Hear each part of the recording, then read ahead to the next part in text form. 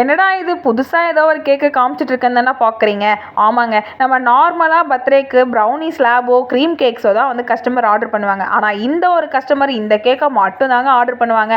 அப்படி என்னம்மா கேக் இது அப்படின்னு கேட்டிங்கன்னா, இது வந்து ஒரு கோக்னட் கேக் தான். டேஸ்ட்டில் அல்டிமேட்டாக இருக்குங்க. இவங்க அந்த கேக்குக்கு அடிக்ட்டுன்னே சொல்லலாம். இவங்க வந்து பர்த்டேக்கு கட் பண்ணுறதுக்காக கேட்டதால் 1 kg ஸ்லாபாகவே கேட்டாங்க.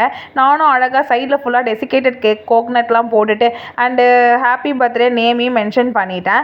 அண்ட் இது கூடவே நமக்கு வந்து ஒரு 1 kgல ப்ரௌனியும் வந்துருந்துச்சு. அவங்க ஹஸ்பண்ட் வந்து அவங்களோட செகண்ட் இயர் ஆனிவர்சரிக்காக ஒய்ஃபுக்கு ஸ்பெஷலாக டெடிகேட் பண்ணுறாங்களா. ஸோ செகண்ட் இயர் ஆனிவர்சரியும் மென்ஷன் பண்ண சொல்லிட்டாங்க. அதையும் நட்ஸ் எல்லாம் போட்டு சூப்பராக ரெடி பண்ணிட்டேன். அண்ட் இது கூடவே நமக்கு வந்து ஒரு சாக்கோ ட்ரஃபிள் கேக்குமே வந்துருந்துச்சு. அவங்க அப்பா அம்மாவுக்காக அவங்க வந்து இதை வந்து ஆர்டர் பண்ணியிருந்தாங்க. அதையுமே நான் சூப்பராக ரெடி பண்ணிவிட்டு ஃபைனலாக நமக்கு ஒரு ரோஸ் மில்க் கேக் வந்துச்சுங்க. அதையும் நான் அழகாக பிங்க் கலரில் சூப்பராக முடிச்சிட்டேன். இது 4ல் உங்களுக்கு எந்த கேக் பிடிச்சிருக்குன்னு மறக்காமல் கமெண்ட் பண்ணுங்கள்.